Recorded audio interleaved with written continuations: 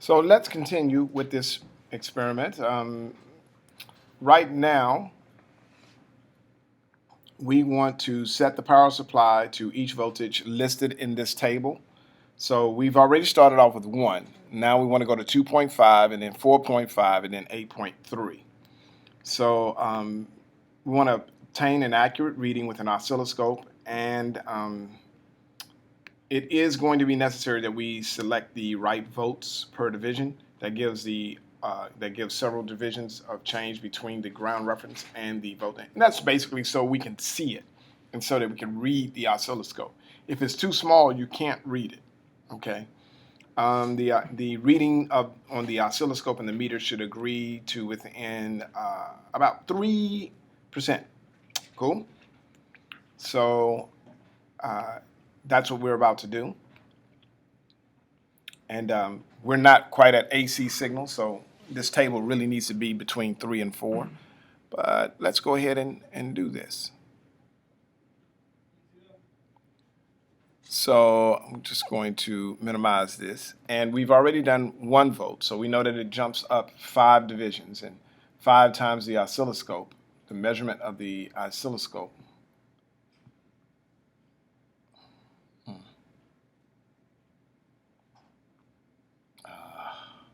There we go.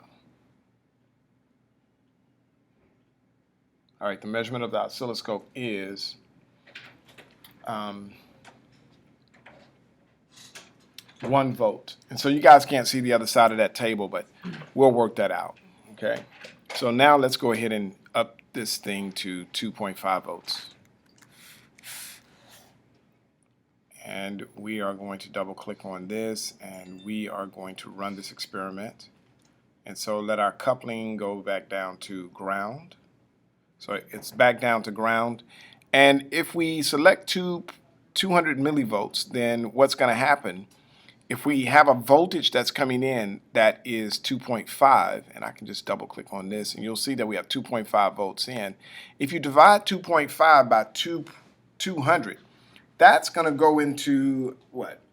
I said that wrong. If you divide 200 millivolts into 2.5 volts, it'll go into 2 volts. 1, 2, 3, 4, 5, 6, 7, 8, 9, 10, 11, 12. It'll go into it 12 times. But if you look at the oscilloscope only has 1, 2, 3, 4, 5, 6, 7, 8 lines before it jumps off the screen.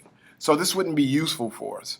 So what we need to do is we need to scope out. You know, typically you scope in, but now we're going to scope out so we can get a better view of the image. So I'm just going to click on that. I don't want to go to 1 volt. Let's go to 5 millivolts.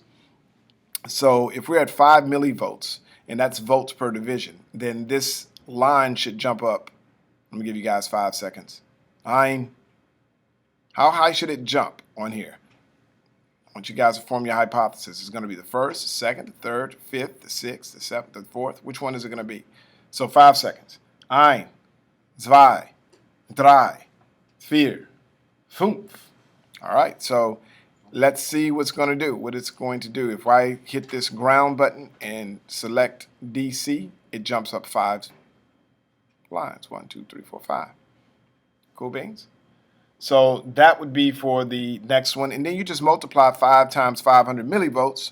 What do you get? We know there's 2,500 millivolts, but it's 2.5 volts. So you can put all of that information in. Not only do you have that information, but you also have this voltage here, so that's your multimeter voltage, so you can put that in as well. If we just continue right on with this, you'll see the same kind of procedure. So instead of having 2.5 volts, we're going to end up with 4 volts here. Now just say OK, and we'll run this. And watch, look at what happens when we go back to our oscilloscope. When you go back to the oscilloscope, the signal is actually off of the screen. All right, you see that R is ready. You see this little thing. You see this arrow.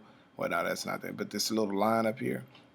What we need to do is we need to go in and we need to change our resolution, or we need to change our scope. We need to scope out a bit.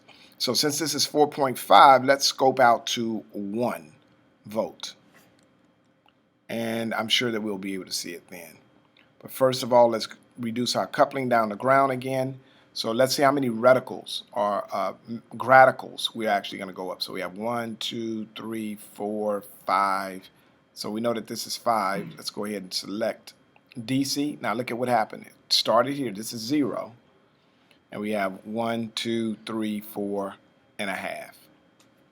So that's 4.5 voltage. Let me see. Volts per division is 1 volt, and then we have the number of divisions of deflection. That's going to be 4.5. So all you do is multiply them, and we'll get our oscilloscope measured voltage, which will be 4.5.